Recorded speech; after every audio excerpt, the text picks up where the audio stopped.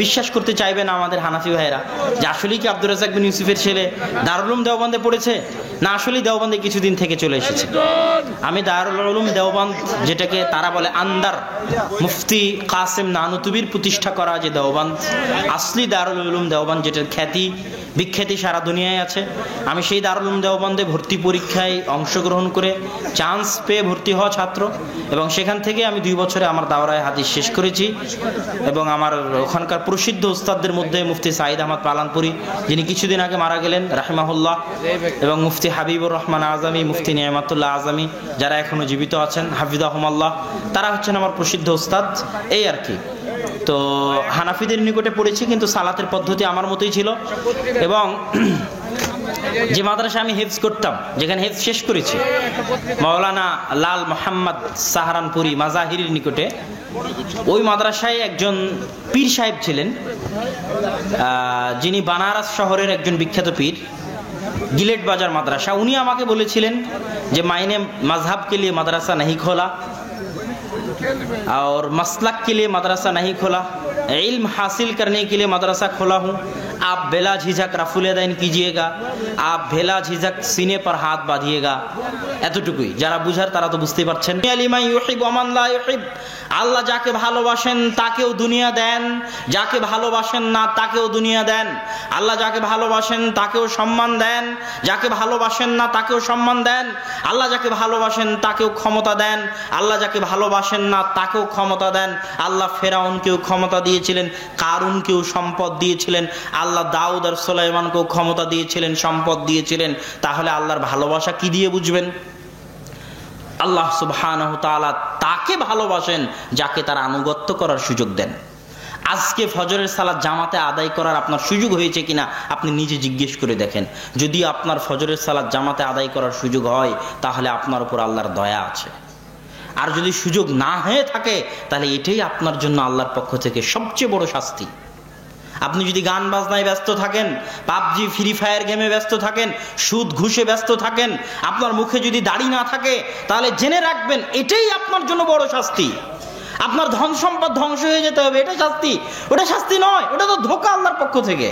আপনি জেলে যাবেন, এটা শাস্তি, ওটা তো শাস্তি নয়।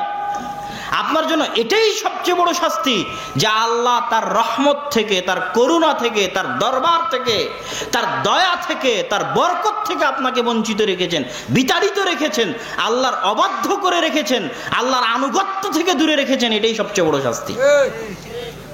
এটা বুঝে আপনাকে কষ্ট পেতে হবে। এটাই পৃথিবীর বাস্তবতা। আপনার ক্ষমতা, আপনার ধন সম্পদ আল্লাহর পক্ষ থেকে ধোঁকা, ছাড়। আল্লাহ সুবহানাহু ওয়া তাআলা ধন সম্পদ ক্ষমতা সবাইকে দেন, যাকে ভালোবাসেন তাকেও দেন, যাকে ভালোবাসেন না তাকেও দেন। কিন্তু দ্বীনের জ্ঞান, মান ইউরিদিল্লাহু বিহি খায়রান ইফাক্কিহু ফিদ্দীন, আল্লাহ যাকে ভালোবাসেন তাকে দ্বীনের জ্ঞান দান করেন। তাহলে আপনার সাথে কি আল্লাহর সম্পর্ক আছে? আল্লাহ কি আপনাকে ভালোবাসে? আল্লাহ সুবহানাহু ওয়া তাআলার সাথে কি আপনার কোনো যোগাযোগ আছে? আল্লাহর সাথে কি আপনার কোনো কানেকশন আছে? এটা আপনাকে জিজ্ঞেস করতে হবে। আপনি কি আল্লাহর দরবারে 2 হাত তুলে কিছু চাইতে পারবেন, না আপনার লজ্জাবোধ হবে? এটা আপনাকে জিজ্ঞেস করতে হবে। মানুষ ইবাদতের জোরে জান্নাতে যেতে পারবে না, ইবাদতের পাওয়ারে মানুষ জান্নাতে যেতে পারবে না। মানুষের জান্নাতে যাওয়ার একটাই পাওয়ার, সেটা হচ্ছে আল্লাহর সামনে নত হওয়া, আল্লাহর সামনে ছোট হওয়া। ইবনুল কাইয়িম রাহিমাহুল্লাহ লিখছেন, অনেক মানুষ ইবাদত করে জাহান্নামে যাবে, অনেক মানুষ গুনাহ করেও জান্নাতে যাবে। কেন? যেমন আপনি আপনার পড়োশী একজনকে হয়তো দেখছেন সে গুনাহ করছে। আমাদের মধ্যে এরকম একটা স্বভাব আছে, বিশেষ করে আমাদের, আমি নাম বলতেও হচ্ছে, আমাদের আহলে হাদিস সমাজে, যে উমুক মাযহাবী, উমুক বেদাতি, উমুক মুশরিক, আর আমি জান্নাত কিনে নিয়েছি। এই যে অপরকে ছোট করে নিজেকে বড় করে দেখা যায়, জান্নাত আমার বাপের পৈতৃক সম্পত্তি। এটার কথা ইবনুল কাইয়িম রাহিমাহুল্লাহ বলছেন, বহু মানুষ আমল করে জাহান্নামে যাবে, আর গুনাহ করার পরেও বহু মানুষ জান্নাতে যাবে। কেন? আমল যদি আপনার ভিতরে অহংকার দেয়, আমি সহিহ আকীদায় আসছি মুক্ত বেদাতি, বুঝেননি? আমল যদি আপনার ভিতরে অহংকার দেয়, তো এই আমল আপনাকে কোথায় নিয়ে যাবে? জাহান্নামে নিয়ে যাবে। আর গুনাহ, যেই গুনাহ আপনাকে আল্লাহর সামনে ছোট করেছে, ভুলবশত একটা গুনাহ করে ফেলেছেন, আদম আলাইহিস সালাম ভুল করেছিলেন, কিন্তু ওই ভুল তাকে আল্লাহর সামনে এত ছোট করেছে, এত ছোট করেছে, উনি মরা পর্যন্ত বলতে থেকেছেন, রব্বানা যালামনা আনফুসানা ওয়া ইল্লাম তাগফির লানা ওয়া তারহামনা লানাকুনান্না মিনাল খাসিরিন। এই যে আল্লাহর সামনে ছোট হয়ে কাঁদছেন, চাচ্ছেন, এটা আল্লাহর এত প্রিয়, এত প্রিয়, এত প্রিয় যে গুনাহ করেও জান্নাতে চলে যাবেন। কিন্তু আর আপনি আমলের অহংকারে জাহান্নামে চলে যাবেন। সম্মানিত উপস্থিতি, এই জন্য আল্লাহ সুবহানাহু ওয়া তাআলার সাথে সম্পর্ক, আল্লাহ সুবহানাহু ওয়া তাআলাকে বুঝতে পারা। আল্লাহ সুবহানাহু ওয়া তাআলা পৃথিবীতে মানুষ যে ধরনের আমল করবে সেই ধরনেরই প্রতিদান দিবেন। যেমন আপনি এখন দান করলেন না, অনেক মানুষ দান করেছেন। এই দান করা এত শক্তিশালী, এত পাওয়ারফুল ইবাদত যে দান যদি কাফেরও করে, একজন দুর্বল অসহায় মানুষকে যদি কাফেরও সহযোগিতা করে, আল্লাহ সুবহানাহু ওয়া তাআলার প্রতিদান ওকে দুনিয়াতে দিয়ে দিবেন। কি দিবেন? ও যেমন আরেকজনের বিপদ দূর করেছে, আল্লাহর বিপদ দূর করে দিবেন। আপনি মাদ্রাসার বিপদ দূর করলেন না দানটা করে? একটা মাদ্রাসার বিল্ডিং তৈরি করতে তো কষ্ট আছে, সমস্যা আছে, প্রবলেম আছে। আমরাও তো দেখতে পাচ্ছি আব্বুকে মাদ্রাসা গড়তে কত কষ্ট করে মাদ্রাসা তৈরি করতে হয়, গড়তে হয়। তাহলে আপনি যখন একজনের বিপদ দূর করছেন, আল্লাহ সুবহানাহু ওয়া তাআলার নিয়ম হচ্ছে মানুষকে প্রতিদান দিবেন আমল অনুযায়ী, যেমন আমল তেমন প্রতিদান। রাসূল সাল্লাল্লাহু আলাইহি ওয়াসাল্লাম মেরাজে গেলেন স্বপ্নের মাধ্যমে, মেরাজে গেলেন সশরীরে, কিন্তু একটা হাদিসে তিনি স্বপ্নে দেখছেন যে ফেরেশতা তাকে নিয়ে যাচ্ছে। কোথায় নিয়ে যাচ্ছে? নিয়ে যেতে যেতে দেখছেন যে জাহান্নামের একটা গর্ত, যেই গর্তে উলঙ্গ অবস্থায় মানুষ আগুনে জ্বলছে আর তাদের লজ্জা স্থান থেকে দুর্গন্ধ বের হচ্ছে। আরেক জায়গায় গিয়ে দেখলেন, লম্বা হাদিস, আমি শুধু সংক্ষেপে বলতেছি, আরেক জায়গায় গিয়ে দেখলেন পাথর দিয়ে একটা রক্তের সমুদ্রে আঘাত করা হচ্ছে। আরেক জায়গায় গিয়ে দেখলেন একজনের রড দিয়ে মুখ চিরে এপার থেকে ওপার, এপার থেকে ওপার করা হচ্ছে। আরেকজনের দেখলেন পাথর দিয়ে মাথায় নিক্ষেপ করা হচ্ছে, পাথর দূরে ছিটকে পড়ে যাচ্ছে, আবার মাথা ঠিক হচ্ছে, আবার পাথর দিয়ে মারতেছে। সব শেষে যখন জিবরাইল আলাইহিস সালাম শোনালেন ঘটনা কি, তো ঘটনা হচ্ছে যাদের লজ্জাস্থান থেকে দুর্গন্ধ বের হচ্ছিল ওরা দুনিয়াতে জেনা করত। আমল যেমন শাস্তি তেমন। কথা বুঝতে পারছেন কি? অন্য জায়গায় দুর্গন্ধ বের হয় না কেন? অন্য কারো দুর্গন্ধ বের হয় না কেন লজ্জাস্থান থেকে? তাদের বের হচ্ছে কেন? তারা জেনা করেছে লজ্জাস্থান দিয়ে। আমল যেমন শাস্তি তেমন। যারা মাথা ফাটাচ্ছে সে কি আলেম? ইলম অনুযায়ী আমল করতো না, তো আর জ্ঞান কোথায় ছিল? মাথায় ছিল। তাহলে আমল যেমন শাস্তি তেমন। পুরো আল্লাহ সুবহানাহু ওয়া তাআলা হচ্ছে হাকীমুন আলীম। আপনি যেমন আমল করবেন আল্লাহ প্রতিদান তেমন দিবে। নেক আমল হোক, খারাপ আমল হোক, প্রতিদান আল্লাহ সুবহানাহু ওয়া তাআলা তেমনই দিবেন। তো দান করলেন, দান করে আপনি কারো বিপদ দূর করলেন, আল্লাহ প্রতিদান হিসেবে আপনার বিপদ দূর করে দিবেন। অগণিত হাদিস আছে, অসংখ্য হাদিস আছে। মানুষ যদি বিপদ, বালা মুসিবত থেকে বাঁচতে চায়, যে বালা মুসিবত যেন না আসে, তাহলে বেশি বেশি কি করতে হবে? দান করতে হবে। আল্লাহ বাখিলের সম্পদকে বিপদ দিয়ে বের করে নেন। আল্লাহ বাখিল কৃপণের সম্পদকে মানত দিয়ে বের করে নেন। সন্তান অ্যাক্সিডেন্ট হয়েছে, সাথে সাথে মানত, মানে আল্লাহ আমার সন্তানকে যদি সুস্থ করে দাও তাহলে একটা গরু মাদ্রাসায় দিব। এই যে একটা গরুর টাকা বের হয়ে গেল মানতের মাধ্যমে, এটা আল্লাহ কার করে? কৃপণ যে দান করে না তার। কথা বুঝতে পেরেছেন? এত বেশি দান করেন যেন বিপদ না আসে। কেন? আমল যেমন প্রতিদান তেমন। কাফেরও যদি দরিদ্র অসহায়কে সহযোগিতা করে তো আল্লাহ সুবহানাহু ওয়া তাআলার প্রতিদান দুনিয়াতে দিবেন। কিছু কিছু আমল আছে যে সমস্ত আমলের প্রতিদান আল্লাহ সুবহানাহু ওয়া তাআলা দুনিয়াতেই দেন। তার মধ্যে একটা খারাপ আমল আছে, যে খারাপ আমলের শাস্তি এত দ্রুত কোন খারাপ আমলের শাস্তি আল্লাহ সুবহানাহু ওয়া তাআলা দুনিয়াতে দেন না। সহিহ ইবনে হিব্বানের হাদিস। কিন্তু দুইটি আমলের শাস্তি আল্লাহ সুবহানাহু ওয়া তাআলা অতি দ্রুত দুনিয়াতেই বাস্তবায়ন করেন। এক, পিতামাতার অবাধ্য হয়ে চলে যে তার প্রতিদান আল্লাহ তাকে দুনিয়াতেই দিবেন। সে তার চোখে দেখতে পাবে পিতামাতার অবাধ্যতার প্রতিদান। হয় তার সন্তান তার অবাধ্য হয়ে যাবে, ও যদি ওর বাপকে বৃদ্ধাশ্রমে রেখে আসে তো ওর সন্তান ওকে বৃদ্ধাশ্রমে রেখে আসবে। না হয় কোনো না কোনো মাধ্যমে আল্লাহ পিতামাতার অবাধ্যতার শাস্তি দুনিয়াতেই দিবেন। আর একটা হচ্ছে জেনা, আল্লাহ জেনার শাস্তি দুনিয়াতেই দিবেন। হয় ভয়ঙ্কর রোগ হবে, ভয়ঙ্কর ব্যাধি হবে, না হয় দারিদ্রতা দেখা দিবে। কোনো না কোনো মাধ্যমে আল্লাহ সুবহানাহু ওয়া তাআলা জেনার শাস্তি দুনিয়াতেই দিবেন। প্রত্যেকটা অ্যাকশনের রিয়াকশন আছে, প্রত্যেকটা কাজের পাল্টা প্রতিক্রিয়া আছে। আমি ঠেলছি, মাইকটা দূরে চলে যাচ্ছে। আমি পাতা উল্টাচ্ছি, পাতা উল্টাচ্ছে। আমি টেবিল ঠেলছি, টেবিল দূরে চলে যাচ্ছে, আপনি যা করবেন তার রিয়াকশন থাকবে, পৃথিবীতে হবে, আপনার নিজের জীবনে হবে, পৃথিবীতেও হবে। যখন ঈসা এবং ইমাম মাহদি আসবেন, 7 বছর আদল ন্যায় পরায়ণের শাসন যখন দুনিয়াতে কায়েম করবেন, তখন একটা গরুর দুধ খাবে একটা গ্রাম, একটা বংশ, একটা ডালিম খাবে একটা গ্রাম, একটা বংশ। কেন? এতদিন পৃথিবীতে মানুষের গুনাহের কারণে পৃথিবীতে বরকত ছিল না, পৃথিবীতে রহমত ছিল না। এই জন্য গরুর দুধে, জমির ধানে, ডালিমে বরকত হয়নি, উঠে গেছে মানুষের গুনাহের কারণে। পৃথিবীতে শাস্তি এসেছে, ভূমিকম্প এসেছে, জলোচ্ছ্বাস এসেছে মানুষের পাপের কারণে।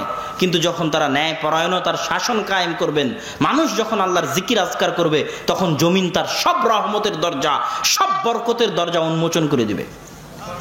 আসমান এবং জমিনে অগণিত অসংখ্য রহমত বরকতের দরজা আছে, যে আল্লাহর তাওহীদ কায়েম করবে, আল্লাহ তার জন্য মুক্ত করে দিবে। কে জানতো মরুভূমির ওই সমস্ত ফকির মিসকিন যাদের কাছে কিছুই ছিল না, তাদের মরুভূমির নিচে আল্লাহ তেল দিয়ে দিবেন? কে জানতো? ইন্নাল্লাহ আলা কুল্লি শাইইন কাদির।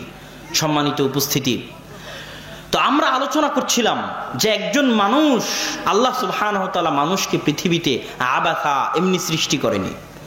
আর একজন মানুষের সবচেয়ে বড় শত্রু হচ্ছে শয়তান, এবং শয়তান মানুষকে সিরাতে মুস্তাকিম থেকে দূরে রাখার জন্য আপ্রাণ চেষ্টা করে। রাসূল সাল্লাল্লাহু আলাইহি ওয়াসাল্লাম এবং আল্লাহ সুবহানাহু ওয়া তাআলা পবিত্র কোরআন মাজিদে এবং আল্লাহ রাসূল তার হাদিসে শয়তান সম্পর্কে অগণিত অসংখ্য হাদিস। কোরআনের পৃষ্ঠা উল্টালেই দেখবেন শয়তান, হাদিসের পৃষ্ঠা উল্টালেই দেখবেন শয়তান, হাদিসে হাদিসে শয়তান, আয়াতে আয়াতে সূরায় সূরায় শয়তান। ওয়ালা তাত্তাবিউ খুতুওয়াতি শাইতান ইন্নাশ শাইতানা লাকুম আদুউম মুবিন। শুধু শয়তান। আউযু বিল্লাহি মিনাশ শাইতানির রাজিম, বিসমিল্লাহি আল্লাহুম্মা ইন্না আউযু বিকা মিনাল খুবুতি ওয়াল খাবাইস। শুধু শয়তান। ঘুমাতে যাবেন শয়তান, ঘুম থেকে উঠবেন শয়তান, বাড়িতে প্রবেশ করবেন শয়তান, খেতে বসবেন শয়তান, সর্বত্র শয়তান ওত পেতে বসে আছে আপনাকে পথভ্রষ্ট করার জন্য। আর শয়তানের ওই ওত পাতা থেকে বেঁচে থাকার নামই হচ্ছে পৃথিবীতে সিরাতে মুস্তাকিমে টিকে থাকা। রাসূল সাল্লাল্লাহু আলাইহি ওয়াসাল্লাম একটা বাস্তব উদাহরণ দিয়েছেন হাদিসের মাধ্যমে, যে মানুষ যখন ফজরের সময় ঘুমিয়ে থাকে, তখন শয়তান মানুষের কাঁধের কাছে গিয়ে বলে, নাম নাম ফারকুদ ইন্না লাইলাকা তাবিল। ঘুমিয়ে থাকো, রাত অনেক লম্বা, অনেক লম্বা রাত। তার ঘাড়ের কাছে শয়তান 3টে গিট দেয়। এটা আল্লাহ রাসূলের হাদিস। আপনি হয়তো মনে করতেছেন এত শীতের মধ্যে, ল্যাপের মধ্যে এত আরাম, এত মজা, কিন্তু আসলে এটা আপনার কাছে মনে হচ্ছে আরাম মজা, কিন্তু আসলে এটা শয়তান আপনাকে মনে করাচ্ছে। এইটা যখন আপনি বুঝতে পারবেন, তখন সঠিক রাস্তায় আসতে পারবেন। আর যখন মনে করবেন আপনার নিজের আরাম, নিজের মজা, নিজের আয়েশ, তখন আর আসতে পারবেন না। যে গেম নিজের মজার জন্য খেলছেন, যে গান নিজের আরামের জন্য শুনছেন, এটা আসলে শয়তান শোনাচ্ছে। এই কান, এই চোখ, এই নাক, এগুলো প্রত্যেকটা হচ্ছে শয়তানের আক্রমণের রাস্তা। শয়তান মানুষের উপর আক্রমণ করে। এই চোখ দিয়ে শয়তান ওই জিনিস দেখাবে যেই জিনিস আল্লাহ পছন্দ করেন না। এই কান দিয়ে শয়তান ওই জিনিস শোনাবে যেই জিনিস শোনা আল্লাহ পছন্দ করেন না। এটা শয়তানের আক্রমণের রাস্তা। এই কান দিয়ে গান শুনবে, গান গিয়ে আঘাত করবে হৃদয়ে, হৃদয়ে কালো স্পট পড়বে, একটা একটা করে স্পট পড়তে পড়তে হৃদয় কালো হয়ে যাবে। আল্লাহুম্মা ইন্নী যালামতু নাফসি, হে আল্লাহ আমি আমার আত্মার উপর অত্যাচার করেছি। গুনাহ করতে করতে, কালো স্পট পড়তে পড়তে অন্ধকার হয়ে গেছে, আমি আমার আত্মার উপর অত্যাচার করেছি। গুনাহ করা বলেই হয়নি, অত্যাচার। কেননা প্রত্যেকটা গুনাহ আত্মার উপর অত্যাচার, প্রত্যেকটা অন্যায় কাজ আত্মার উপর অত্যাচার। এই আত্মা ছটপট করে আল্লাহর সাথে সম্পর্ক তৈরি করার জন্য, আল্লাহর কাছে ফিরে যাওয়ার জন্য। আলা বিযিকরিল্লাহি তাতমাইন্নুল কুলুব। আল্লাহর জিকিরে, আল্লাহর স্মরণে মানুষের আত্মাগুলো প্রশান্তি পায়, মানুষের আত্মাগুলো ঠান্ডা হয় আল্লাহর জিকির এবং আল্লাহর স্মরণে। এই আত্মার খাদ্য আল্লাহর জিকির, আল্লাহর স্মরণ। আল্লাহর জিকির আর আল্লাহর স্মরণের সবচেয়ে বড় মাধ্যম সালাত। মানুষ মনে করে জিকির মানে আল্লাহ আল্লাহ আল্লাহ, এটা মনে হয় জিকির। কোরআনের একটা আয়াত আছে, দেখবেন, আকিমিস সালাতা লিযিকরি। কোরআনের আয়াত। সালাত কায়েম করো কিসের জন্য বলেন তো? লিযিকরি, আমাকে স্মরণ করার জন্য। সালাত কায়েম করো আমার জিকিরের জন্য। মানে 5 ওয়াক্ত সালাত মানে 5 বার আল্লাহকে স্মরণ করা। 5 ওয়াক্ত সালাত মানে কি? 5 বার আল্লাহকে স্মরণ করা। এবং আপনার প্রত্যেক আমলের নেকি আপনি পাবেন আপনার হৃদয়ের অনুভূতির উপর ভিত্তি করে। দেখেন, 2টা হাদিস আপনাদের জানা আছে। একটা হাদিসে আল্লাহ রাসূল সাল্লাল্লাহু আলাইহি ওয়াসাল্লাম বলছেন, কেউ যদি আরাফার সিয়াম রাখে তাহলে 1 বছর আগের 1 বছর পরের গুনাহ মাফ হয়ে যাবে। আর কেউ যদি আশুরার সিয়াম রাখে তো 1 বছর আগের গুনাহ মাফ হয়ে যাবে। এখন কেউ যদি প্রতি বছর আরাফা আর আশুরার সিয়াম রাখে, তো একবার আরাফার সিয়াম রাখে আগের বছর তো গুনাহ মাফ হয়েই আছে, তো পরের বার আবার আরাফার সিয়াম রাখে আবার আগের বছরের গুনাহ কেমনে মাফ হয়? কথা মনে বুঝতে পারেননি? কথা কি বুঝতে পেরেছেন প্রশ্ন? আবার বলি, একদিন আরাফার সিয়াম মানে 1 বছর আগের আর 1 বছর পরের গুনাহ কি হয়ে গেছে? মাফ হয়ে গেছে। তাহলে এবছর আরাফার সিয়াম রেখেছি মানে আগামী 1 বছরের গুনাহ কি হয়ে আছে? মাফ হয়ে আছে। পরের বছর আবার যখন আরাফার সিয়াম রাখবো তখন আবার আগের 1 বছরের গুনাহ কিভাবে মাফ হবে? যে 1 বছর অগ্রিম মাফ আগের 1 বছরের সিয়ামের, আগের একদিনের সিয়ামের কারণে হয়ে আছে। কথা কি বুঝতে পারছেন? তখন ইবনুল কাইয়িম রাহিমাহুল্লাহ উত্তরে বলছেন যে মানুষ খালি হাদিস শুনলো আর আমল করলো, যে কেউ যদি দিনে 5 ওয়াক্ত সালাত আদায় করে তাহলে 5 ওয়াক্ত সালাতের মাঝে যা আছে সব ক্ষমা হয়ে যাবে। হাদিস আছে না? হাদিস সুন্দর হয়ে গেল। এই প্রত্যেকটা জিনিস নির্ভর করবে তার হৃদয়ের অনুভূতির উপর, তার ইখলাসের উপর, তার আন্তরিকতার উপর। রমজানের সিয়াম তো সবাই রাখে, তার মানে কি সবার পূর্বের সব গুনাহ মাফ হয়ে যায়? হ্যাঁ, কত সিয়াম আলা নিবেন, কত মেয়ে নিবেন সিয়াম রেখেছে পর্দা করে বের হয়নি, আছে না? কত সিয়াম আলা নিবেন টিভির সামনে বসে থেকে গান বাজনা শুনতেছে, কত সিয়াম আলা নিবেন ইফতারি করতেছে মদ দিয়ে, বিড়ি দিয়ে, সিগারেট দিয়ে, আছে না? আছে। তাহলে এই যে আপনি আমল করতেছেন, এই আমলের নেকি, এই আমলের ফজিলত আপনার হৃদয়ের অনুভূতির উপর নির্ভর করবে। আপনার জিকির, আকিমিস সালাত লিযিকরি, আমাকে স্মরণ করার জন্য সালাত আদায় করো। 5 ওয়াক্ত সালাতে আপনি কতক্ষণ, কতটুকু আল্লাহকে স্মরণ করতে পারতেছেন, এটার উপর নির্ভর করবে প্রতিদান, এটার উপর নির্ভর করবে আল্লাহ সুবহানাহু ওয়া তাআলার দয়া। তো মানুষের সবচেয়ে বড় দায়িত্ব, সবচেয়ে মহান দায়িত্ব আল্লাহর সাথে সম্পর্ক ছিন্ন না করা। মুসা, যাও ফেরাউনকে দাওয়াত দাও। ফেরাউন মহা অত্যাচারী, মহা অহংকারী, নরম ভাষায় ফেরাউনের সাথে কথা বলিও। আর শোনো, ওয়ালা তানিয়া ফি যিকরি, আমার সাথে সম্পর্ক ছিন্ন করিও না, জিকিরের মাধ্যমে আমাকে স্মরণ রাখিও। আমাকে কি করিও? স্মরণ রাখিও। তাহলে ওই মানুষের জীবনের কি মূল্য যার সাথে আল্লাহর সম্পর্ক নাই? যে 5 ওয়াক্ত সালাত আদায় করে না, ওর সাথে আল্লাহর কোনো সম্পর্ক নাই, কোনো কানেকশনই নাই, কোনো যোগাযোগই নাই। ও মুসলমান কিনা সন্দেহ আছে। 5 ওয়াক্ত সালাত আদায় প্রথম করি, প্রথম ইট, প্রথম ভিত্তি যেটার দ্বারা আল্লাহর সাথে বান্দার সম্পর্ক রক্ষা হয়। আপনার পিতা মাতা, আপনার ভাই বোন, বাপ মা, আত্মীয় স্বজন আপনাকে যতটা না ভালোবাসে, আপনার প্রতিপালক আল্লাহ আপনাকে তার চেয়ে বেশি ভালোবাসে। ফাযকুরুনি আযকুরুকুম, আপনি আফ্রিকার জঙ্গলে বসে যদি আল্লাহকে স্মরণ করেন, আটলান্টিক মহাসাগরের অতল গহ্বরে যদি আল্লাহকে স্মরণ করেন, আল্লাহ সাথে সাথে আপনাকে স্মরণ করবেন। এটা আল্লাহর ওয়াদা, এটা আল্লাহর ওয়াদা যে আল্লাহ আপনাকে সাথে সাথে স্মরণ করবেন।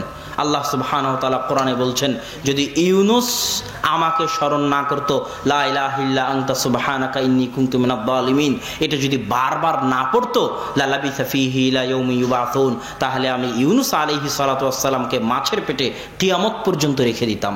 এটা হচ্ছে আল্লাহর স্মরণের গুরুত্ব, আল্লাহর জিকিরের গুরুত্ব। বেশি বেশি আস্তাগফিরুল্লাহ, বেশি বেশি আলহামদুলিল্লাহ, বেশি বেশি আল্লাহু আকবার, এটার গুরুত্ব। এই জন্যই মানুষকে সৃষ্টি করা হয়েছে। ওমা খালাকতুল জিন্না ওয়াল ইনসা ইল্লা লিয়াবুদুন, ইবাদত নয়, দাসত্ব। ইবাদত বললে আপনি বুঝবেন যে সালাত সিয়াম করে দিলাম হয়ে গেল, যে আমি তোমাকে সৃষ্টি করেছি কিসের জন্য? আমার ইবাদতের জন্য। তাহলে আপনি বুঝবেন সালাত সিয়াম করলাম, ইবাদত শেষ। দাসত্ব, দাসত্ব মানে পার্মানেন্টলি ফুল টাইম 24 আওয়ার্স দাসত্ব। 24 ঘন্টা, সকাল থেকে সন্ধ্যা পর্যন্ত 24 ঘন্টা দাসত্ব। আর আল্লাহর দাসত্ব এত মজার, এত মহান, এত ফজিলতপূর্ণ যে নিজেকে পরিপূর্ণরূপে আল্লাহর দাসত্বের সামনে সঁপে দিবে, সে পৃথিবীর সকল দাসত্ব থেকে মুক্ত হয়ে যাবে। আল্লাহু আকবার। যে সম্পূর্ণরূপে নিজেকে আল্লাহর দাসত্বের সামনে সঁপে দিবে, সে পৃথিবীর সকল দাসত্ব থেকে মুক্ত হয়ে যাবে। পৃথিবীর কেউ টাকার দাস, পৃথিবীর কেউ নারীর দাস, পৃথিবীর কেউ বইয়ের দাস, পৃথিবীর কেউ সন্তান সন্ততির দাস, পৃথিবীর কেউ আত্মীয় স্বজনের দাস, পৃথিবীর কেউ প্রধানমন্ত্রীর দাস, পৃথিবীর কেউ চেয়ারম্যান মেম্বারের দাস, পৃথিবীর কেউ টাকাওয়ালার দাস। প্রত্যেকটা মানুষ কোনো না কোনো স্তরে কারো না কারো দাসত্ব করছে। একমাত্র সেই দাসত্ব থেকে মুক্ত যে সম্পূর্ণরূপে আল্লাহর দাস, ওই সবচেয়ে বড় স্বাধীন। কিসের 1971 সালের আর 1947 সালের স্বাধীনতা? সবচেয়ে স্বাধীন, 100% স্বাধীন সে যে 100% আল্লাহর দাস, 100% আল্লাহর গোলাম। ইব্রাহিম যেমন। এই জন্য আমি বলেছি বহু বক্তব্যে, তাওহীদ যার ভিতরে আছে, ওই পারমাণবিক বম, ভয়ঙ্কর অস্ত্র, যে সম্পূর্ণরূপে 100% আল্লাহর গোলাম, ওকে পৃথিবীর কেউ থামাতে পারবে না। ও পারমাণবিক বমের চাইতে শক্তিশালী, অ্যাটম বমের চাইতে পাওয়ারফুল। কেন? ও হচ্ছে সবচেয়ে স্বাধীন, আর পৃথিবীর সবাই গোলাম। সবার পায়ে জিঞ্জির বাঁধা আছে, কোনো না কোনো কিছুর জিঞ্জির, চাকরির জিঞ্জির, বাপ মায়ের জিঞ্জির, সন্তান সন্ততির জিঞ্জির, বইয়ের জিঞ্জির, টাকার জিঞ্জির, ক্ষমতার জিঞ্জির। সবাই দাস, সবাই গোলাম, কেউ স্বাধীন নয়। একমাত্র স্বাধীন সেই যে ইব্রাহিমের মতো 100-তে 100 আল্লাহর গোলাম। এই জন্য আল্লাহর আব্দ, আল্লাহর বান্দা হওয়া, এটাই সবচেয়ে মর্যাদার। এই জন্য আল্লাহ সুবহানাহু ওয়া তাআলা যখনই তার রাসূলকে ডেকেছেন তখন বান্দা বলে ডেকেছেন। আশহাদু আন্না মুহাম্মাদান আবদুহু ওয়া রাসূলুহু, যে মুহাম্মদ আমার বান্দা।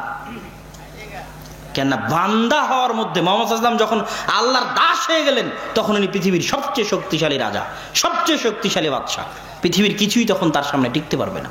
কারো ক্ষমতা, কারো চোখ রাঙ্গানি, কোনো কিছুর ফিতনা, কোনো কিছুর বাধা, রিজিকের ভয়, রুজির ভয়। যে আল্লাহর বান্দা, আল্লাহ হচ্ছে আল গানি। আল্লাহ কি? আল্লাহ কি? গানি মানে কি বলেন তো? গানি মানে ধনী। যে এমপির ছেলে, ওর কি টাকার অভাবের ভয় আছে নাকি? হ্যাঁ? মুসা বিন শমসেরের যে ছেলে, ওর টাকার ভয় আছে নাকি? আরে টাকার ভয় নাই তো। বসুন্ধরার মালিকের যে ছেলে, ওর টাকার ভয় আছে নাকি? আব্দুল্লাহ আল গানি, যে গানির বান্দা, গানির দাস, তার রিজিকের ভয় আছে নাকি? যে ধনীর বান্দা, ধনীর দাস, তার রুটির ভয় আছে নাকি? আল্লাহু আকবার। এই অনুভূতি যখন আসবে মানুষের মধ্যে, এই আবেগ যখন আসবে মানুষের মধ্যে, এই আবেগ নিয়ে, এই অনুভূতি নিয়ে, আল্লাহর বান্দা, আল্লাহর গোলাম হওয়ার আবেগ নিয়ে যখন মানুষ ইবাদত করবে, তখন সে ইবাদতের প্রতিফলন তার জীবনের 24 ঘন্টায় পাবে, পরকালেও পাবে। আর এগুলোর ক্ষেত্রে সবচেয়ে বড় শত্রু, মানুষের সবচেয়ে বড় শত্রু হচ্ছে শয়তান। রাসূল সাল্লাল্লাহু আলাইহি ওয়াসাল্লাম শয়তানের আক্রমণ থেকে বাঁচার জন্য কিছু দিক নির্দেশনা দিয়েছেন। তার মধ্যে 1 নাম্বার দিক নির্দেশনা, এখানে আরেকটা কথা বলি। একজন সালাফ বলতেছেন, যে আমার গীবত করে, আমি দেখেছি প্রত্যেক মানুষের শত্রু আছে। মানুষ মনে করে যে আমার গীবত করতেছে সে আমার শত্রু, যে আমাকে অপবাদ দিচ্ছে সে আমার শত্রু, যে আমার টাকা মেরে খেয়েছে সে আমার শত্রু, যে আমার জমি দখল করে নিয়েছে সে আমার শত্রু। ওই সালাফ বলছেন, ফামান ইগতাবানি লাইসা বিআদুবি, যে আমার গীবত করে সে আমার শত্রু নয়। মান আখাযা মিন্নি শাইআন, যে আমার ধন সম্পদ দখল করে নিয়েছে সে আমার শত্রু নয়, যে আমার জমি দখল করে নিয়েছে সে আমার শত্রু নয়, বরং আমার শত্রু সে যখন আমি আল্লাহর দাসত্বে থাকি, তখন আমাকে আল্লাহর দাসত্ব থেকে ফিরাতে চায়, যে আল্লাহর দাসত্ব থেকে ফিরাতে চায় যে সে আমার শত্রু। আর এই শত্রুই হচ্ছে শয়তান। মানুষ যখন এই আসল শত্রুকে চিনতে পারবে, এই শয়তান মানুষের মধ্যেও আছে, এই শয়তান বাস্তবেও আছে। ফেরেশতার শয়তান কোনো কাল্পনিক জিনিস নয়। আল্লাহ পুরো পৃথিবীতে সঠিক সময়ে সূর্য উঠতেছে, সঠিক সময়ে রাত হচ্ছে, দিন হচ্ছে, শীত আসতেছে, সঠিক সময়ে বর্ষা হচ্ছে, কোথায় বৃষ্টি দেওয়া লাগবে, কোথায় মেঘ যাওয়া লাগবে, কোথায় কার জান কবজ করা লাগবে, কোথায় ভূমিকম্প, কোথায় অক্সিজেন, কোথায় করোনা ভাইরাস, কাকে আরোগ্য, কাকে অসুখ, সারা পৃথিবীর অগণিত কাজ দিয়ে আল্লাহ জুনুদুল্লাহ, আল্লাহর বাহিনী হচ্ছে ফেরেশতা। আর এই ফেরেশতার বিপরীতই হচ্ছে শয়তান, সারাদিন লেগে আছে আপনাকে পথভ্রষ্ট করার জন্য। আর এই শয়তানের খপ্পর থেকে রাসূল সাল্লাল্লাহু আলাইহি ওয়াসাল্লাম বলছেন, শোনো, ইদা তাইমা আহাদুকুম, যখন তোমাদের কেউ খাদ্য গ্রহণ করে এবং তার হাত থেকে কোনো খাদ্যের লোকমা পড়ে যায়, তাহলে সে যেন সেই লোকমাটা কুড়িয়ে নেয় এবং তার সাথে লেগে থাকা ময়লা দূরীভূত করে এবং সেটাকে যেন শয়তানের জন্য না ছেড়ে দেয়। আর শোনো, যখন তোমাদের কেউ খাদ্য গ্রহণ করে তখন যেন প্লেট চেটে যেন খাদ্য গ্রহণ করে, কেননা কেউ জানে না কোন দানায় কোন খাবারে বরকত রয়েছে, সেটা যেন সে শয়তানের জন্য না ছাড়ে। আর শয়তান থেকে বাঁচার জন্য রাসূল সাল্লাল্লাহু আলাইহি ওয়াসাল্লাম সবচেয়ে বড় যে নির্দেশনা, যেটা আজকে আমি আমার আলোচনার শেষের দিকে এসে আপনাদের জন্য করে যেতে চাই, সেটা হচ্ছে রাসূল সাল্লাল্লাহু আলাইহি ওয়াসাল্লাম বলছেন, মা মিন ক্বরিয়াতিন, এমন কোনো গ্রাম নেই, এমন কোনো অঞ্চল বা এলাকা নেই যেই গ্রামে মাত্র 3 জন মানুষ বসবাস করে, মাত্র 3 জন। আর ওই 3 জন মানুষ সালাত কায়েম করে না জামাতের সাথে। 3 জন একটা বাড়িতে আছে, 3 জন একটা কোম্পানিতে আছে, একটা অফিসে আছে, 3-এর অধিক হলে তো কোনো কথাই নাই। অন্তত পক্ষে 3 জন কোনো মুসলমান এক জায়গায় আছে আর সেখানে জামাতের সালাত কায়েম করে না, ইস্তাহওয়াযা আলাইহিমুশ শাইতান, তাদের উপর শয়তান আক্রমণ করবে, তাদেরকে শয়তান ধরে ফেলবে, তাদেরকে শয়তান খেয়ে ফেলবে। শয়তান থেকে যদি বাঁচতে চাও, জামাতে সালাত কায়েম করো, মসজিদের সাথে সম্পৃক্ত থাকো, জামাতের সাথে সম্পৃক্ত থাকো। জেনে রাখো, শয়তান পালবিহীন ভেড়ার প্রতি আক্রমণ করে যেমন একটা সিংহ, একটা বাঘ পালবিহীন ছাগলের প্রতি আক্রমণ করে, জামাতবিহীন মানুষের প্রতি শয়তান ঠিক সেভাবে আক্রমণ করে। এই জামাত 5 ওয়াক্ত সালাতের জামাত, মসজিদ ভিত্তিক জামাত। মসজিদের সাথে আপনার সম্পর্ক নাই মানে আপনি দিনের রাস্তায় টিকতে পারবেন না। আজকে প্রোগ্রামে আসছেন, পরের বছর আসবেন, তারপরের বছর আপনাকে পাওয়া যাবে না। কেন? আপনার সম্পর্ক মসজিদের সাথে নাই। মসজিদের সাথে সম্পর্কই হচ্ছে ইমানের উপর টিকে থাকা, দ্বীনের উপর টিকে থাকা, জামাতের সাথে থাকা, মসজিদের সাথে সম্পর্ক। এই মসজিদের সাথে সম্পর্ক হচ্ছে সবচেয়ে গুরুত্বপূর্ণ জিনিস। মসজিদ হচ্ছে মারকাজুল ইলম, মারকাজুদ দাওয়া, জ্ঞানের কেন্দ্র, দাওয়াতের কেন্দ্র। মসজিদ একটা সংগঠনের চাইতে শক্তিশালী, মসজিদ একটা দলের চাইতে শক্তিশালী। মসজিদের সাথে সম্পৃক্ত থাকার মাধ্যমে নিজের ঈমানকে মজবুত রাখতে হবে। যত বেশি মসজিদের সাথে সম্পৃক্ত থাকবেন, শয়তানের প্ররোচনা, শয়তানের খপ্পর থেকে তত বেশি মুক্ত থাকতে পারবেন। তো সম্মানিত উপস্থিতি, আল্লাহ সুবহানাহু ওয়া তাআলা আমাদেরকে প্রথম যে আলোচনা শুরু করেছিলাম কোরআনের কথা দিয়ে, কোরআনের বাণী দিয়ে, যে কোরআনবিহীন জীবন বরকতবিহীন জীবন। আমরা যেন আজকে এখান থেকে এই ওয়াদা নিয়ে উঠতে পারি যে আমরা কোরআন শিখব, কোরআন পড়ব, এবং দ্বিতীয় ওয়াদা নিয়ে যেন আমরা উঠতে পারি যে আমরা মসজিদের সাথে সম্পর্ক রেখে, জামাতের সাথে সম্পর্ক রেখে আল্লাহ সুবহানাহু ওয়া তাআলাকে স্মরণ করার, আল্লাহ সুবহানাহু ওয়া তাআলার ইবাদত করার চেষ্টা করব। আমি জানি আপনারা দীর্ঘক্ষণ থেকে বসে আছেন, এই জন্য আমি আপনাদের ধৈর্যচ্যুতি করতে চাচ্ছি না। বক্তব্যের শেষে কয়েকটি জরুরি কথা। 4-5 মার্চ সালাফি কনফারেন্স, আল জামিয়া সালাফিয়া, রূপগঞ্জ, নারায়ণগঞ্জ। আপনারা জানেন দেশের বড় বড় আলেম ওলামা সেখানে একত্রিত হয়, আপনাদের অবশ্যই সেখানে উপস্থিত হওয়ার জন্য দাওয়াত থাকলো। 2, মাসিক আল ইতিসাম। মাসিক আল ইতিসাম, অনেক গবেষক, অনেক আলেম ওলামা, অনেক মুফতি, তাদের পরিশ্রমের ভিত্তিতে প্রতি মাসে ফতোয়া বোর্ডের মাধ্যমে ফতোয়া বের হয়। এই মাসিক আল ইতিসাম পরিশ্রম করে আপনাদের জন্যই তৈরি করা হয়। মাসিক আল ইতিসামের সকলেই গ্রাহক, এজেন্ট হওয়ার চেষ্টা করবেন। অন্তত পক্ষে স্টেজ থেকে 1 কপি হলেও মাসিক আল ইতিসাম নিয়ে যাওয়ার চেষ্টা করবেন। 3, আপনারা স্টেজে বিভিন্ন ধরনের বই পুস্তক পাবেন। মিন্নাতুল বারি আছে, আইনে রাসূল সাল্লাল্লাহু আলাইহি ওয়াসাল্লাম 10 অধ্যায় আছে, এবং আব্বুর লেখা নতুন একটি সালাতের বই, রাসূল সাল্লাল্লাহু আলাইহি ওয়াসাল্লামের সালাত বনাম প্রচলিত সালাত আছে। এই বইগুলো আপনারা সংগ্রহ করার চেষ্টা করবেন। আর আপনাদের যদি কোনো প্রশ্ন থাকে তাহলে ধীর স্থিরভাবে সেই প্রশ্নগুলোর উত্তর দেওয়ার আমি চেষ্টা করব ইনশাআল্লাহ। এই বলে আজকের সংক্ষিপ্ত বক্তব্য এখানেই শেষ করছি। ওয়া আখিরু দাওয়ানা আনিল হামদুলিল্লাহি রাব্বিল আলামিন। আসসালামু আলাইকুম ওয়া রাহমাতুল্লাহি ওয়া বারাকাতুহু।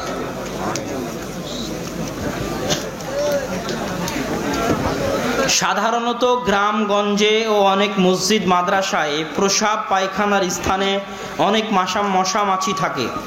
অনেক সময় দেখা যায় এগুলো শরীরে বসে।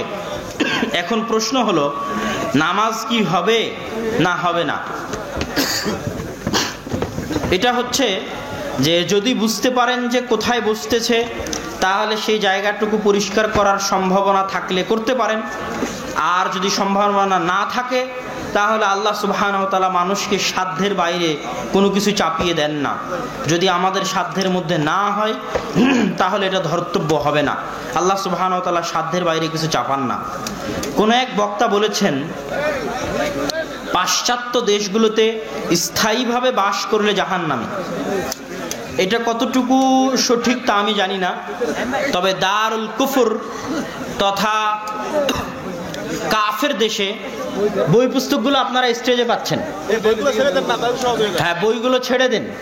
কাফের দেশে বসবাস করা মুসলমানদের জন্য উচিত নয়। কয়েকটা কারণে একজন মুসলমান কাফের দেশে থাকতে পারে। এক, কোনো কিছু অর্জন করার জন্য যেটা মুসলিম দেশে নাই সেটা সে কাফের দেশে পাচ্ছে, এমন কোনো জ্ঞান। দুই, কাফের দেশে সে দাওয়াতি কাজ করতে চায়, এই জন্য সে কাফের দেশে থাকতেছে, এটা একটা। আর তিন নাম্বার, কাফের দেশে দিন পালনে সে বাধাগ্রস্ত হয় না। যদি দিন পালনে বাধাগ্রস্ত হয় তাহলে হিজরত করতে হবে জরুরি ভিত্তিতে। যদি বিশ্বাস করতে চাইবে না আমাদের হানাফি ভাইয়েরা যে আসলেই কি আব্দুর রাজ্জাক বিন ইউসুফের ছেলে দারুল উলুম দেওবন্দে পড়েছে, না আসলেই দেওবন্দে কিছুদিন থেকে চলে এসেছে। আমি দারুল উলুম দেওবন্দ, যেটাকে তারা বলে আন্দার, মুফতি কাসেম নানুতুবির প্রতিষ্ঠা করা যে দেওবন্দ, আসলি দারুল উলুম দেওবন্দ যেটার খ্যাতি বিখ্যাতি সারা দুনিয়ায় আছে, আমি সেই দারুল উলুম দেওবন্দে ভর্তি পরীক্ষায় অংশগ্রহণ করে চান্স পেয়ে ভর্তি হওয়া ছাত্র, এবং সেখান থেকে আমি 2 বছরে আমার দাওরায়ে হাদিস শেষ করেছি। এবং আমার ওখানকার প্রসিদ্ধ উস্তাদদের মধ্যে মুফতি সাঈদ আহমদ পালানপুরি, যিনি কিছুদিন আগে মারা গেলেন রাহিমাহুল্লাহ, এবং মুফতি হাবিবুর রহমান আজমি, মুফতি নিয়ামাতুল্লাহ আজমি, যারা এখনো জীবিত আছেন হাফিজাহুমাল্লাহ, তারা হচ্ছেন আমার প্রসিদ্ধ উস্তাদ। এই আর কি। তো হানাফিদের নিকটে পড়েছি, কিন্তু সালাতের পদ্ধতি আমার মতোই ছিল। এবং যে মাদ্রাসা আমি হেফজ করতাম, যেখানে হেফজ শেষ করেছি, মাওলানা লাল মোহাম্মদ সাহারানপুরি মাজাহিরির নিকটে, ওই মাদ্রাসায় একজন পীর সাহেব ছিলেন, যিনি বানারস শহরের একজন বিখ্যাত পীর, গিলেট বাজার মাদ্রাসা। উনি আমাকে বলেছিলেন যে मायने मजहब के लिए मदरसा नहीं खोला और मसलक के लिए मदरसा नहीं खोला, इल्म हासिल करने के लिए मदरसा खोला हूँ। आप बेला झिझक रफुल यदैन कीजिएगा, आप बेला झिझक सीने पर हाथ बांधिएगा। এতটুকুই। যারা বুঝার তারা তো বুঝতেই পারছেন। বারাকাল্লাহু ফিকুম, জাযাকুমুল্লাহু খায়রান। আসসালামু আলাইকুম ওয়া রাহমাতুল্লাহি ওয়া বারাকাতুহু। আসসালামু আলাইকুম। সম্মানিত উপস্থিতি, আগামী কোরআনকে আল্লাহ সুবহানাহু তাআলা মানুষের জন্য হেদায়েত স্বরূপ বলেছেন। আল্লাহ সুবহানাহু তাআলা বলেননি যে আমি আপনার জন্য হেদায়েত স্বরূপ। আল্লাহ বলেননি যে আব্দুর রাজ্জাক বিন ইউসুফ আপনার জন্য হেদায়েত স্বরূপ, ডক্টর জাকির নায়েক আপনার জন্য হেদায়েত স্বরূপ। তথা একজন জাকির নায়েকের বক্তব্য শুনে, একজন আব্দুর রাজ্জাক বিন ইউসুফের বক্তব্য শুনে যত মানুষ হেদায়েত হয়েছে, কোরআন যদি সঠিকভাবে মানুষ বুঝে পড়ে, তার চেয়ে হাজারো লাখো কোটি গুণ মানুষ হেদায়েত হবে। এই ক্ষমতা, এই শক্তি, এই পাওয়ার কোরআনের মধ্যে আছে। কিন্তু কোরআন বুঝার মতো অনুভূতি, কোরআন বুঝার মতো জ্ঞান মানুষের লাগবে, যেটা আমাদের সমাজে নাই।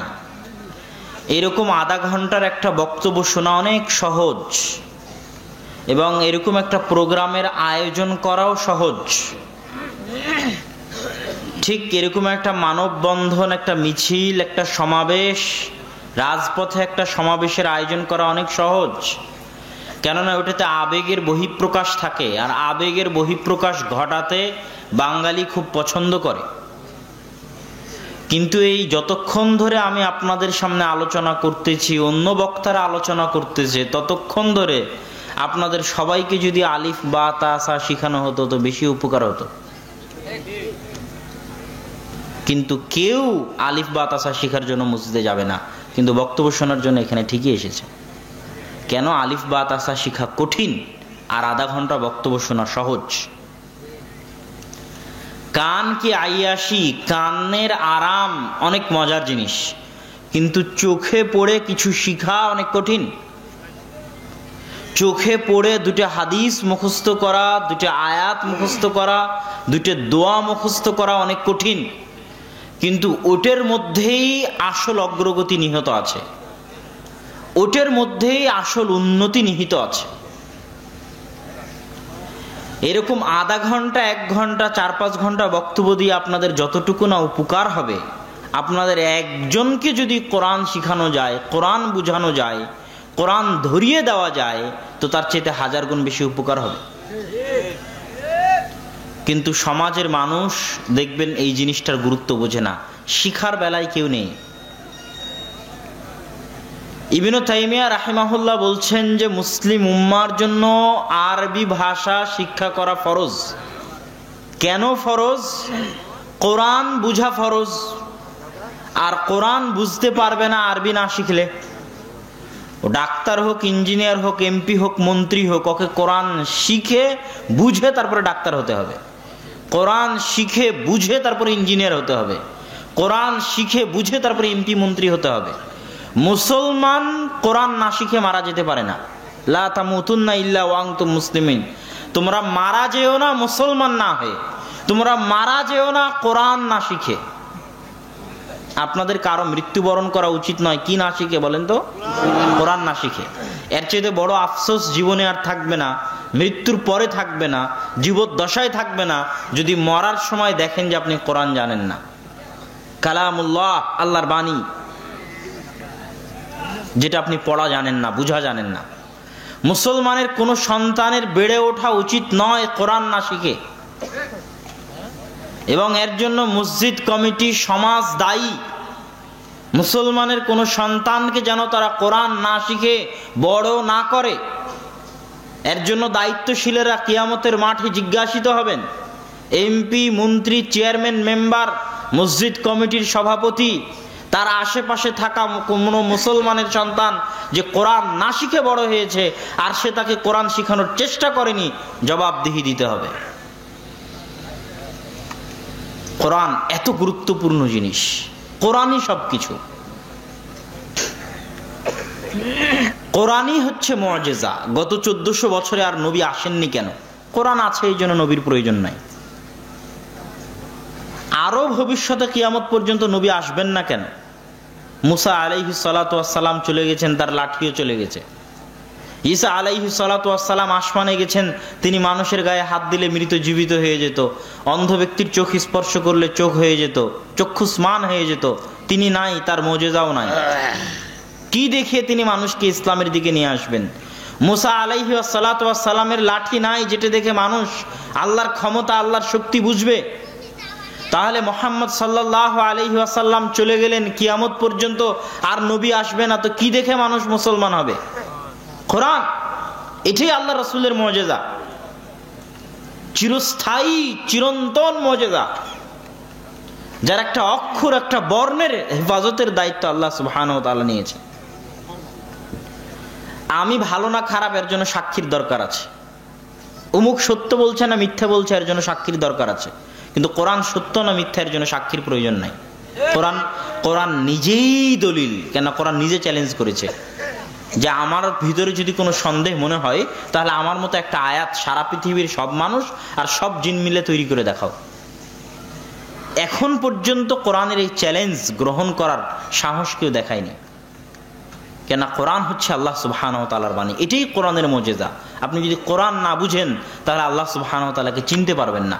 আপনার সাথে আল্লাহর কানেকশন হবে না, আপনার সাথে আল্লাহর যোগাযোগ হবে না, আপনার সাথে আল্লাহর সম্পর্ক তৈরি হবে না।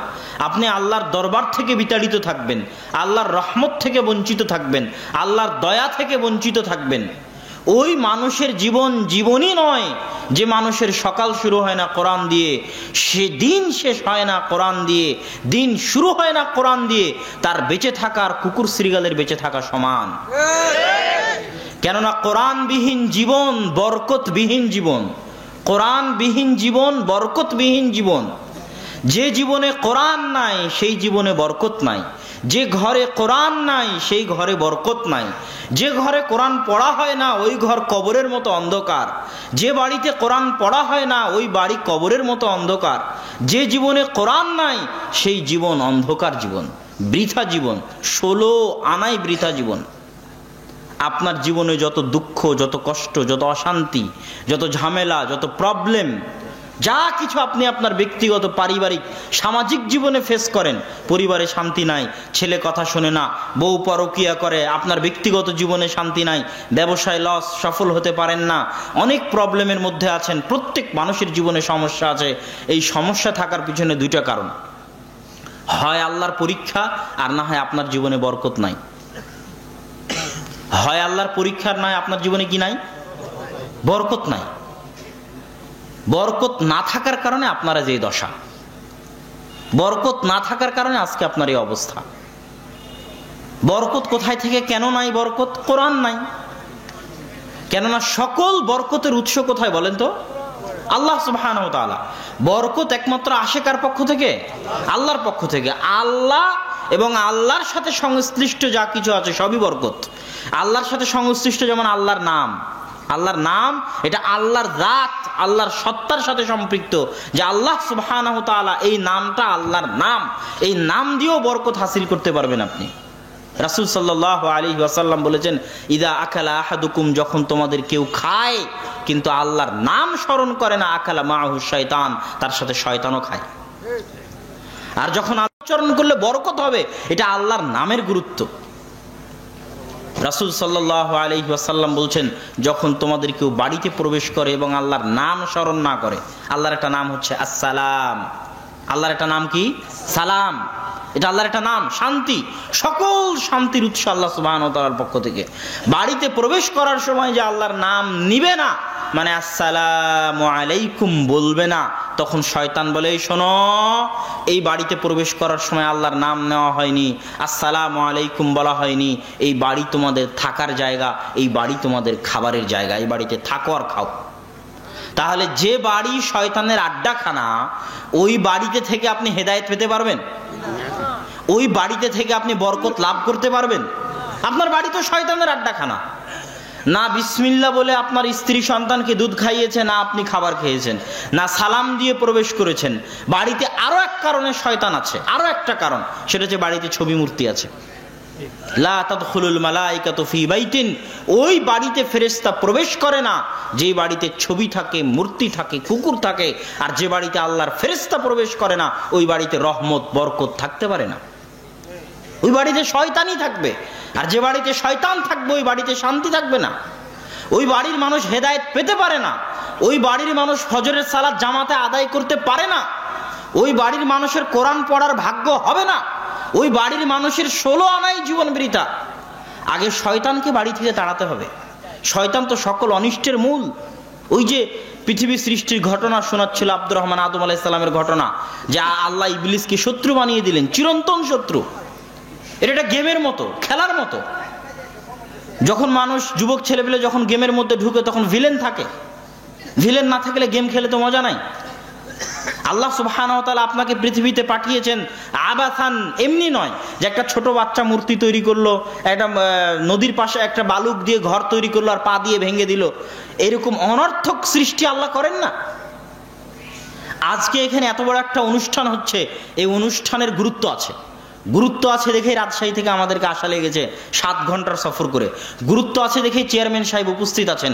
গুরুত্ব আছে দেখে আপনারা উপস্থিত আছেন। টাইম টেবিল আছে, নিয়ম কানুন আছে, ক্যামেরা আছে, সবকিছু আছে। আপনি একটা প্রোগ্রাম করেন, এত গুরুত্ব। আর আল্লাহ মানুষ সৃষ্টি করবে, কোনো গুরুত্ব নাই, কোনো নিয়ম কানুন নাই, কোনো আনুষ্ঠানিকতা নাই, কোনো সিস্টেম নাই। আল্লাহ সুবহানাহু ওয়া তাআলা মানুষ সৃষ্টি করেছেন সবচেয়ে গুরুত্ব দিয়ে, এবং প্রত্যেকটা পদে পদে আল্লাহ আনুষ্ঠানিকতা রেখেছেন। কখন মায়ের পেটে আসবে, ৪৪ হলে রূহ ফু দিতে হবে, ফেরেশতা আসবে, ভাগ্য লিপিবদ্ধ করতে হবে, কখন পেট থেকে বের হবে, কিভাবে খাবারের ব্যবস্থা করতে হবে, মায়ের বুক থেকে দুধের ঝর্ণাধারা দিতে হবে, কিভাবে আর হিসাব কানুন চালু করতে হবে। আমি একটা যদি এক জায়গায় রিভলভার হাতে করে গুলি করি, তো আমার ফরেনসিক রিপোর্টে ধরা পড়বে যে আমার হাতের ফিঙ্গারপ্রিন্ট ছিল। আল্লাহ সুবহানাহু ওয়া তাআলা কিয়ামতের মাঠে হাতকে বলবেন কথা বলো, মানে যা যা স্পর্শ করেছে হাত ধরে রেখেছে। মানুষ যদি হাতের ফিঙ্গারপ্রিন্ট ধরতে পারে, আল্লাহ পারবেন না? মানুষ যদি ফরেনসিক রিপোর্ট করতে পারে হাতের, আল্লাহ পারবেন না? মানে এই হাত দিয়ে যা যা স্পর্শ করা হয়েছে সব এখানে কি আছে? রেকর্ডেড। এই হাতের মধ্যে কি আছে? রেকর্ডেড আছে। এটা মানুষ ধরতে পারতেছে, সেটা আল্লাহ সুবহানাহু ওয়া তাআলা কিয়ামতের মাঠে মুখ বন্ধ করে দিয়ে, নাখতিমু আলা আফওয়াহিম, মুখ বন্ধ করে দিয়ে হাত আর পাকে কথা বলতে বলবেন। এগুলো আল্লাহর সিস্টেম, আপনাকে অপরাধী প্রমাণ করার। ফামান ইয়ামাল মিসকালা যাররাতিন খায়রান ইয়ারা, কেউ যদি সরিষা সমপরিমাণ কল্যাণ করে কিয়ামতের মাঠে দেখতে পাবে। পড়া পরের কথা, জানা পরের কথা, দেখবে। তথা আল্লাহ সুবহানাহু ওয়া তাআলা আপনি যা করছেন সবকিছু আল্লাহ সুবহানাহু ওয়া তাআলা পর্যবেক্ষণ করছেন। আর এই জমিন ভয়ঙ্কর যন্ত্র, জমিন হচ্ছে সবচেয়ে ভয়ঙ্কর যন্ত্র। আপনি মনে করছেন জমিন এমনি, আপনি জমিনে একটা ধান লাগান, দেখবেন ধানের গাছ হবে, হবে না? তাহলে জমিন এমনি না? জমিনের কিছু আছে? আছে, নাহলে ধানের গাছ কেমনে হয়? ওখানে একটা বীজ বপন করলে গাছ কেমনে হচ্ছে? মানে জমিনের কিছু আছে। এই জমিন ভয়ঙ্কর। যে জমিন গাছ উৎপন্ন করতে পারে সেই জমিন সবকিছু রেকর্ড করে রাখছে, কিয়ামতের মাঠে কথা বলবে।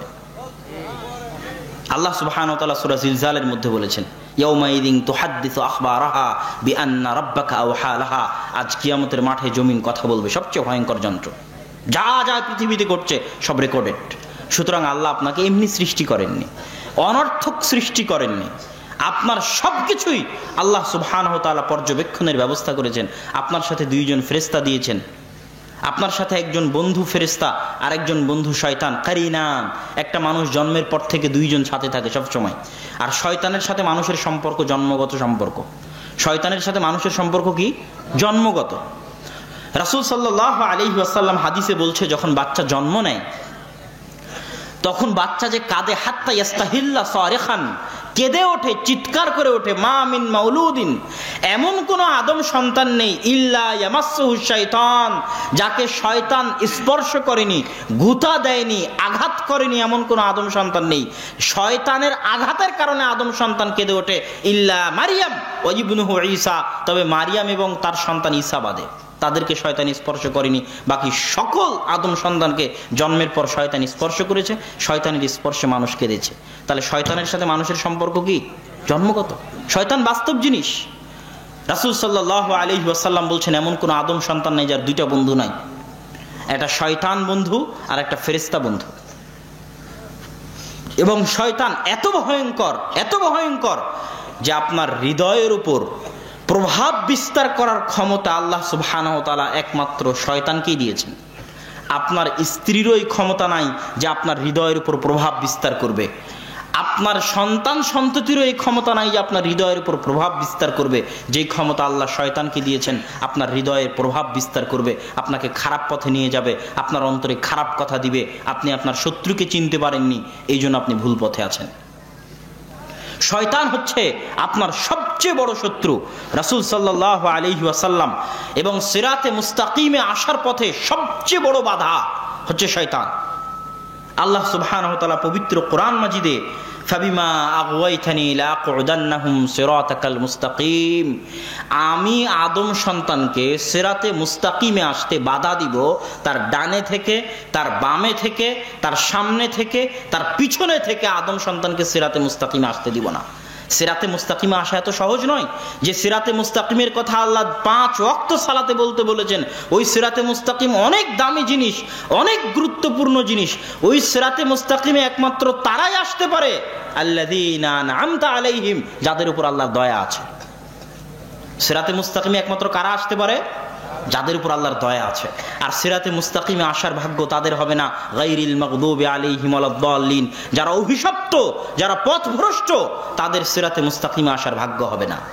আপনি আল্লাহ আপনাকে ভালোবাসে না বাসেন না, এটা বুঝার উপায় আপনার ধন সম্পদ নয়, এটা বুঝার উপায় আপনার ক্ষমতা নয়, এটা বুঝার উপায় আপনার পাওয়ার নয়, এটা বুঝার উপায় আপনার সম্মান নয়, এটা বুঝার উপায় আপনার মর্যাদা নয়।